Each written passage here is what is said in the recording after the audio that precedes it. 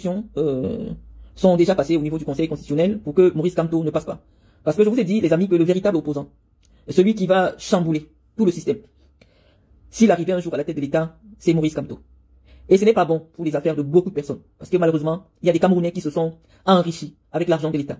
Il y a des Camerounais qui ont piétiné l'État, piétiné la richesse de tous les Camerounais pour en faire leur richesse personnelle. Et donc, l'arrivée d'un homme qui viendra demander des comptes n'est pas la bienvenue. Et donc, le système, c'est-à-dire que le système peut accepter de partir, à condition que celui qui arrive leur garantisse, peut-être, je sais pas, une certaine immunité. Mais il a été remarqué que Maurice Kamto n'est pas un homme de compromis. C'est pas quelqu'un avec qui on peut dealer, parce qu'il n'entre pas dans les choses tordues. Peut-être une déformation professionnelle parce que c'est un juriste.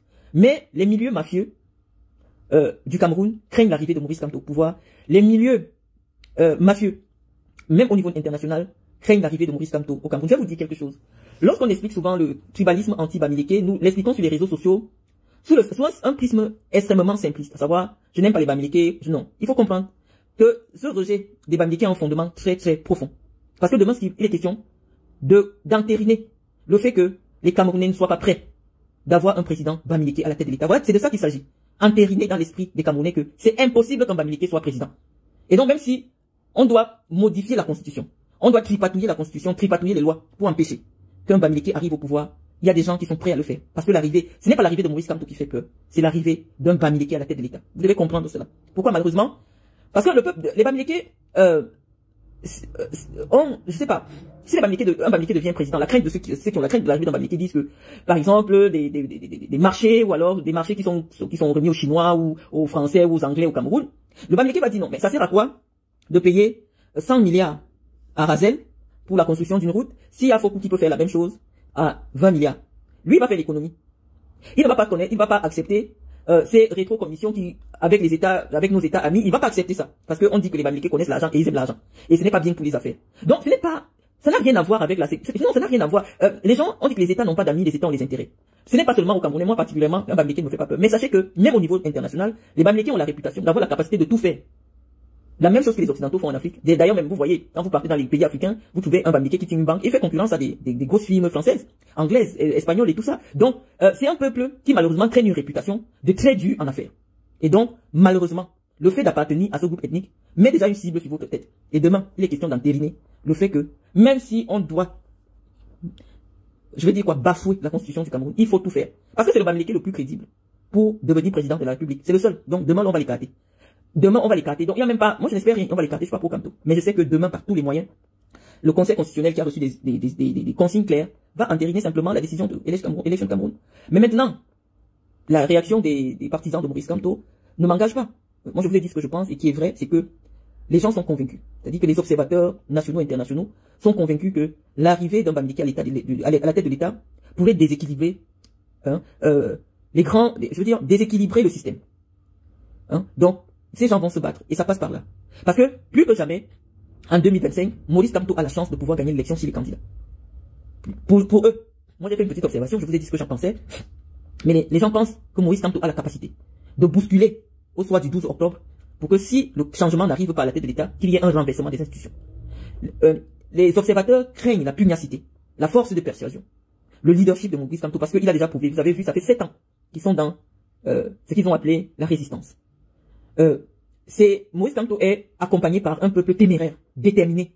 Et ça suscite la crainte des partenaires internationaux et même de certains Camerounais qui estiment que le peuple camerounais n'est pas encore prêt pour le changement radical que Maurice Kamto se propose d'apporter au Cameroun.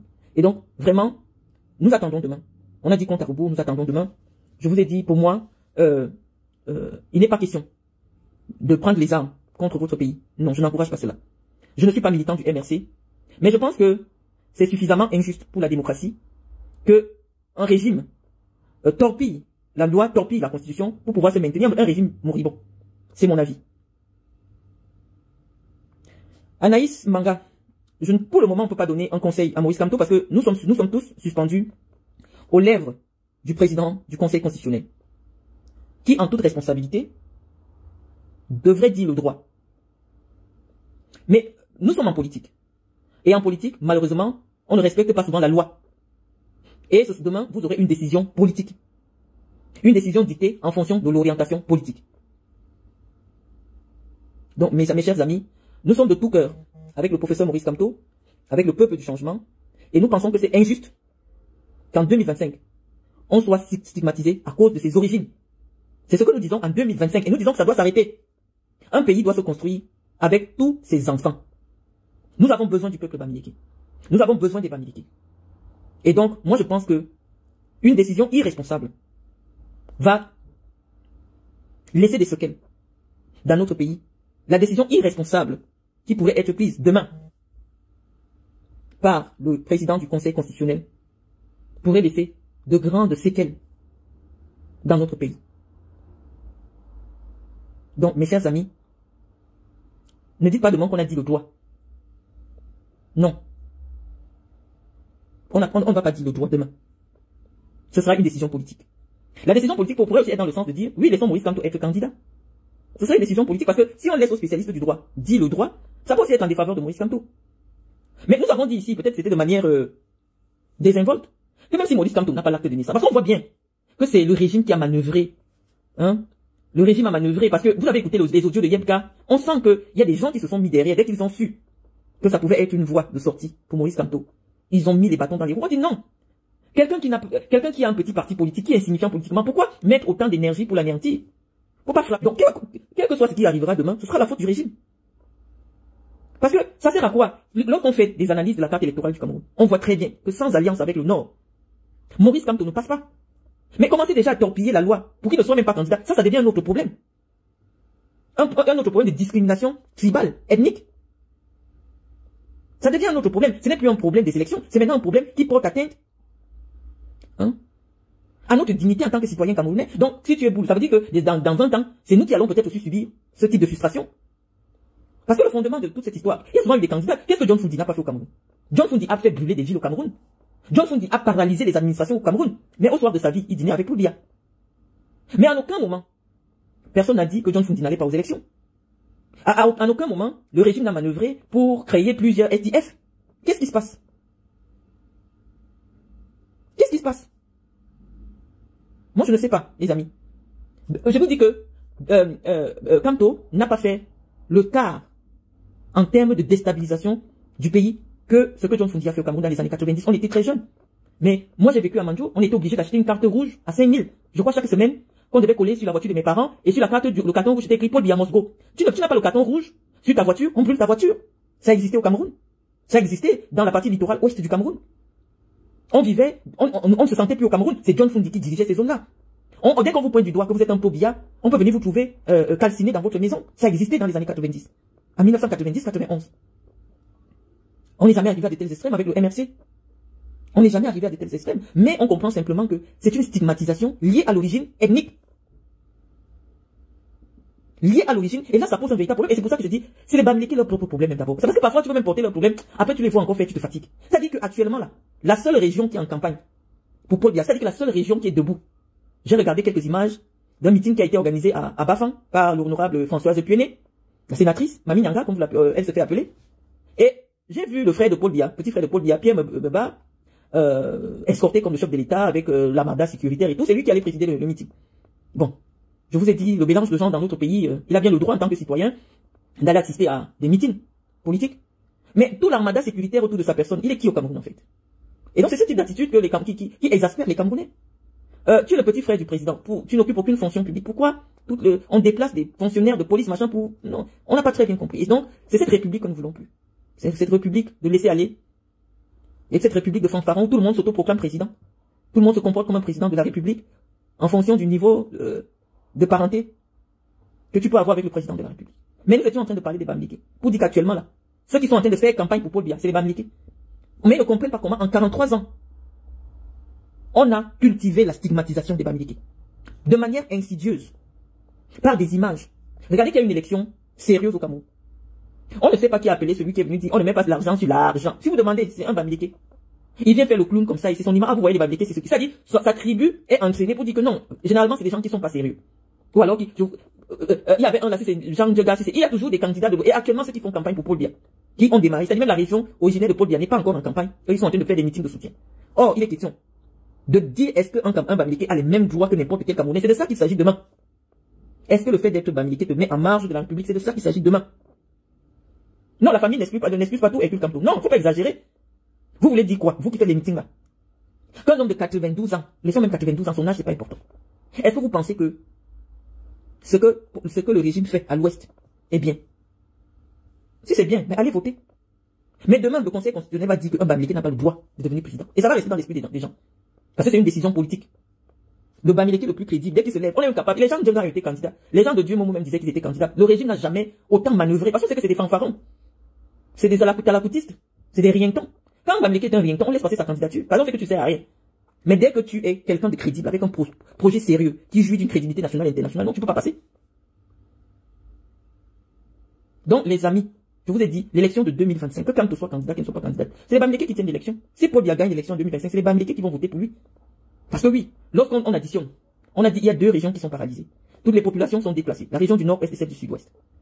On dit que le peuple du changement tient 4 régions, ou 5 régions. Mais si Paul Biya espère gagner l'élection, c'est parce qu'il compte sur les Bamileke. Donc les amis, faites campagne auprès de vos grands-mères. Même si elles ont pris, on ne dit pas, on ne refuse pas d'aller prendre l'argent, les 500 000, les 2 000, les pailles. Allez prendre. Mais dans l'une, quand vous allez arriver, ne votez pas pour n'importe qui. Si vous dispersez votre vote, ça va se diluer. Vous ne pouvez pas battre Paul Biya. Il n'y a pas de place en 2025 pour l'abstention. Ne dites pas que si mon candidat n'est pas là, je ne pars pas. Les amis, ça veut dire que vous avez encore voté pour 7 ans de souffrance. Ne vous découragez pas, les amis. Parce que je vois déjà le découragement dans vos yeux. Quand on ne peut pas prendre la parole publique à l'heure actuelle, pourquoi? Parce que ils sont prêts encore à le prendre et à le condamner à 7 ans de prison. Sa parole est contrôlée. Donc, si vous ne le voyez pas s'exprimer, ce n'est pas parce qu'il n'a rien à vous dire. Mais c'est parce qu'il est au Cameroun là-bas. Et c'est chaud. Donc, je vous dis les amis que, même si demain on dit que Camto n'est pas candidat, allez voter massivement pour le candidat qu'on aura choisi pour le changement. Vous avez vu, je crois qu'il y a peut-être, sur les 13 candidats engagés, j'ai vu les 13 candidats, il y a eu 12 candidats, ou 10 candidats, j'ai vu, je pense même de 12 parce que j'ai vu le parti de Issa Chiroma, qui ont formé une coalition. Ça veut dire que les opposants aujourd'hui ont conscience que la seule façon de battre Paul Biya, c'est avoir une candidature unique. Et nous remercions, nous saluons la responsabilité de ces candidats-là. Je pense que vous avez vu cette décision qui a été prise à Fouman, le 2, je crois, hier, à l'issue de ce conclave-là. Madame Damjoya, Monsieur Akere, un représentant du parti de Issa Chiroma, un représentant du candidat Iram Iodi, ils ont décidé de faire candidature unique. Ça signifie que ce que nous, le peuple, nous pensons, a déjà été accepté par les candidats du changement. Le changement aura un seul candidat. Le changement aura un seul candidat. C'est ce que je vous avais dit, que l'élection du Cameroun, il n'y a pas 3 personnes en face de Paul Biya. Mais lorsque les opposants vont se retirer pour laisser une personne face à Paul Biya, la balle est maintenant dans le camp des électeurs. Donc l'abstention n'a pas de place en 2025. Mobilisez-vous de la même manière, comme si votre candidat de cœur était présent à l'élection. Parce que je pense que par tous les moyens, le résultat qui est aujourd'hui arrivé, parce que c'est une grande avancée, c'est une grande première qu'au Cameroun, l'opposition camerounaise soit arrivée à la conclusion qu'il fallait un seul candidat pour le changement. Et je pense que ce travail, ce résultat est le fruit du travail de Maurice Kamto. Donc, quelle que soit la personne qui va arriver à la tête de l'État, Maurice Kamto pourrait éventuellement être désigné comme nommé par le futur président comme sénateur ou président du Sénat, c'est-à-dire deuxième personnalité du pays. Donc, ce sont des négociations qui se feront entre les politiciens. Mais je dis que la parole de Maurice Kamto, l'électorat de Maurice Kamto ne doit pas se démobiliser. L'abstention, c'est quand tu dis que je ne pars pas voter. Hein, Sandra Nyamsi. L'abstention, c'est quand tu dis que Aka, Kamto n'est pas là, je ne pars pas voter. Parce que, ou bien tu dis que Aka, Ngongo n'est pas là, je ne pars pas voter. Même si ton candidat n'est pas là. Parce que nous allons faire campagne contre l'abstention. Parce que c'est ça qui peut être le véritable piège de cette élection. Paul Biya a conscience que Kamto, Maurice, draine derrière lui au moins le quart de l'électorat. Et donc si l'électorat de Maurice Kamto se décourage à cause de ce qui pourrait être fait demain, personne ne peut battre Paul Biya. Parce que c'est un électorat qui va devenir flottant, qu'on peut récupérer par les promesses. Donc les amis, on dit que c'est le compte à rebours. Nous allons nous battre.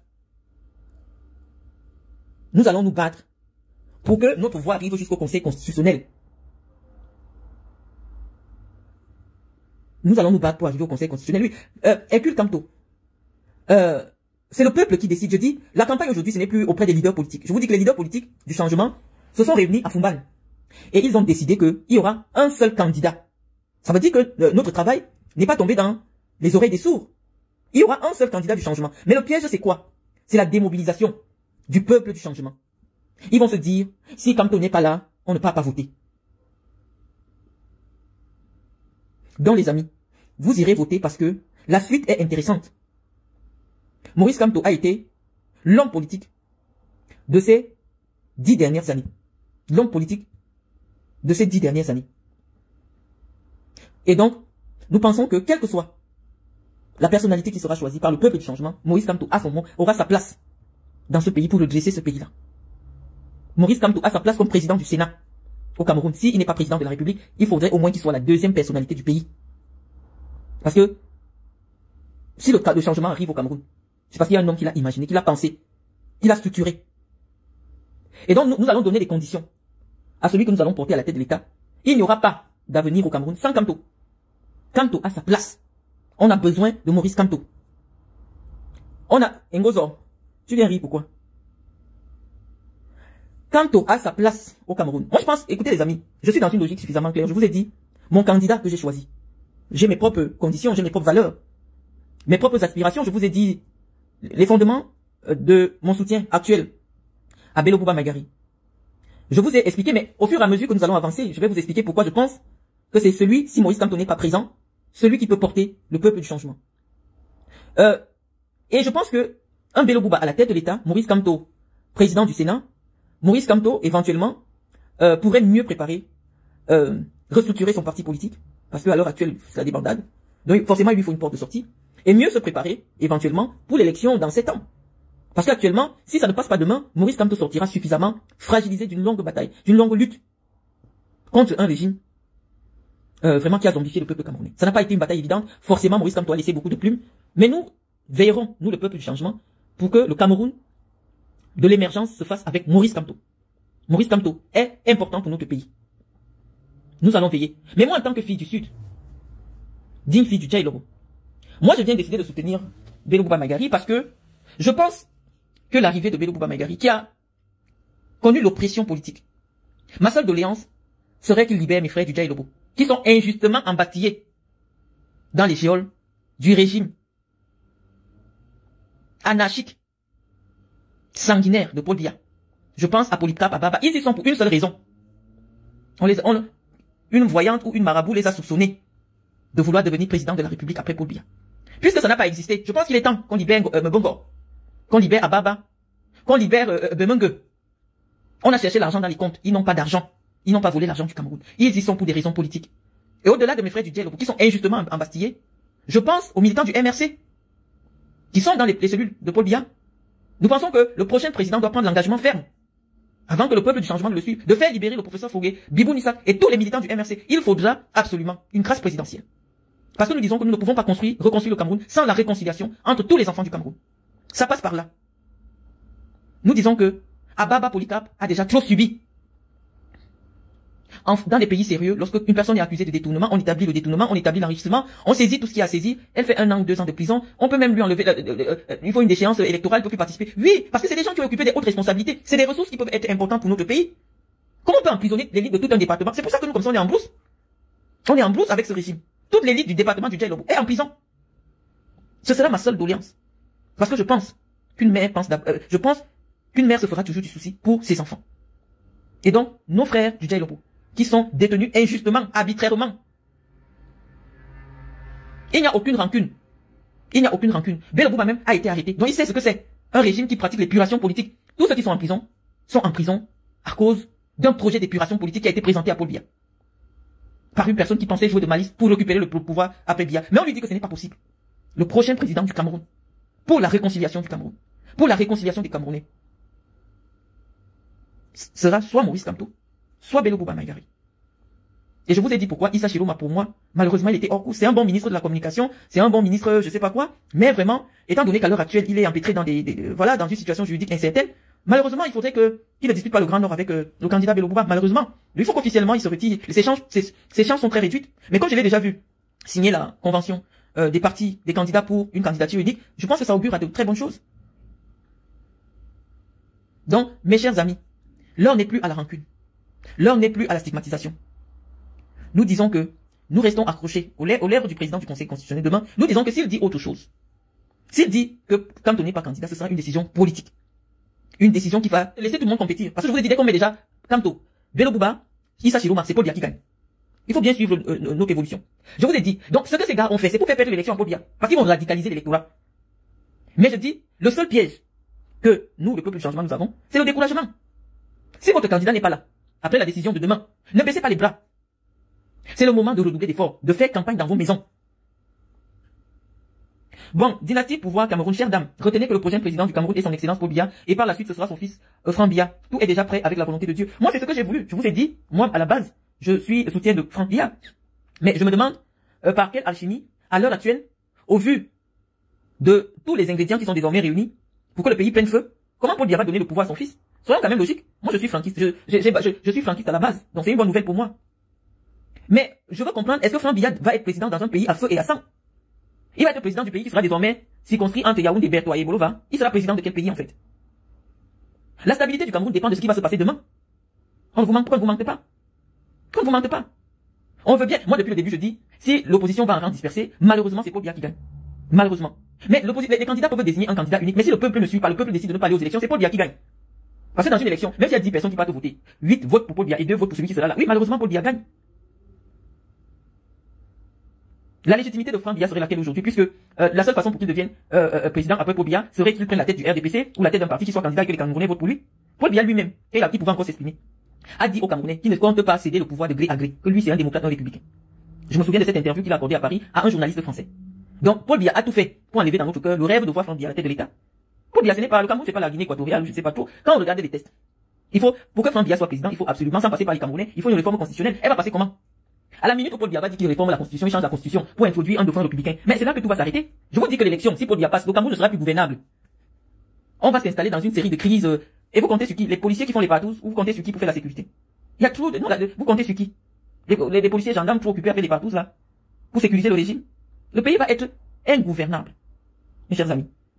Donc, j'aimerais bien, ça me rassurerait, si vous avez un plan. Mais on regarde la constitution du Cameroun. Et moi, je ne sais pas comment Paul Biya. Peut-être c'est ce motif qu'on est en train de vous vendre maintenant pour voter Paul Biya. Mais nous, on a lu la carte. Nous, on a compris que le père nous a écarté de cette affaire. Donc, c'est pour ça qu'on est en brousse. Parce que quand Paul Biya, si jamais Paul Biya voulait donner le pouvoir à Franck, il fallait qu'il ne soit pas candidat en 2025. Et qu'il décide, qu'il fasse le congrès du RDPC longtemps, peut-être l'année dernière, et dès 2023. Et on savait que celui qui dirige le parti depuis 2 ans, ce sera lui forcément le président de la République. Et en 2025, il ne se représentait pas. Quand quelqu'un prépare un pays, quand un homme est sérieux, quand un père est sérieux, c'est comme ça qu'il fait les choses. Si la transition au Cameroun, au temps d'Aïdjo s'est relativement bien passée, malgré les remous de 84, c'est bien parce que Aïdjo a préparé tous les esprits. Il a préparé tous les tests. Depuis 75.